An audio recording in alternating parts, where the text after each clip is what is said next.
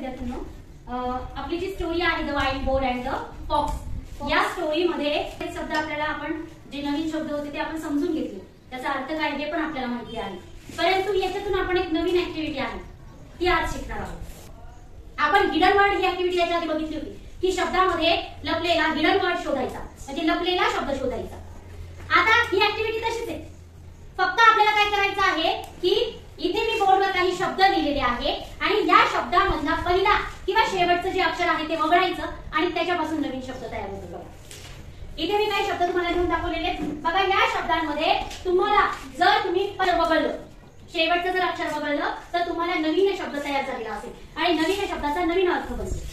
बघा इथं पहिला शब्द आहे वन, ओ यानी. वन म्हणजे एक. वन म्हणजे काय? एक. आता मी तुम्हाला उदाहरण दाखवते. मी वन मधला ई काढून टाकला आणि दुसरा शब्द लिहिला, काय झाला? ऑन. मग ऑनचा अर्थ काय आहे? ऑन म्हणजे वर. कळलं का? आता तुम्हाला इकडे जे दिसतात शब्द दिसतात, या प्रत्येक शब्दामधला जर शेवटचं अक्षर तुम्ही वगळलं तर त्याच्यापासून तयार होणारा मला दुसरा शब्द दिसतो. आता इकडे बघा, दुसरा शब्द पण मी करून दाखवते तुम्हाला. हा शब्द आहे एनी. काय आहे? ANY. एनी. एनी म्हणजे कोणीही पण, कोणतेही. पण आता त्याच्यापासून आपण वाय वगळलं, दुसरा काय शब्द झाला? एन. एन हे काय आहे? उपपद आहे, आर्टिकल आहे. आपण शिकलात की नाही आर्टिकल? कुठल्याही व्हॉवेलच्या समोर आपण एनचा वापर करतो, हो की नाही? आता पुढचं कोण सांगतं रे? नो.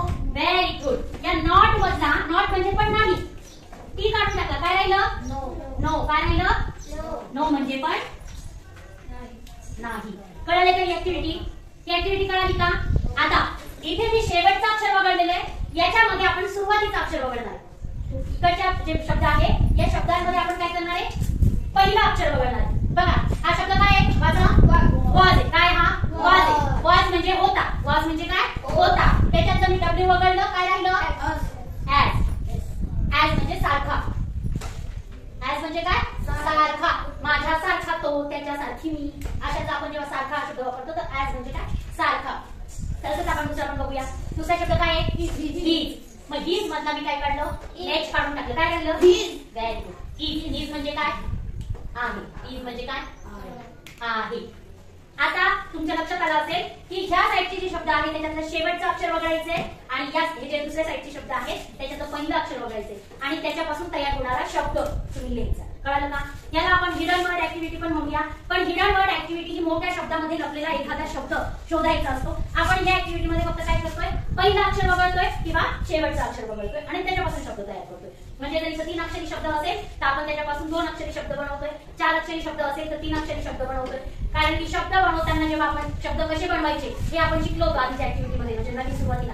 तर त्याच्यामध्ये आपण असं शिकलो होतो, शब्द एखादा अक्षर ऍड करून आपण शब्द कसा तयार करायचा हे शिकलो होतो. आता आपण अक्षर वापरून नवीन शब्द कसा तयार होतोय हे आपण. कळलं का? छान ऍक्टिव्हिटी. अगदी 5 मिनिटाची ऍक्टिव्हिटी आहे. 5 मिनिटांमध्ये जो पटकन वही माझ्याकडे घेऊन येईल तो या ऍक्टिव्हिटीचा विनर आहे. ऍक्टिव्हिटीचा विनर कोण राहील? ज्याचा अर्थ जो मुलगा लिहून आणला तो ऍक्टिव्हिटी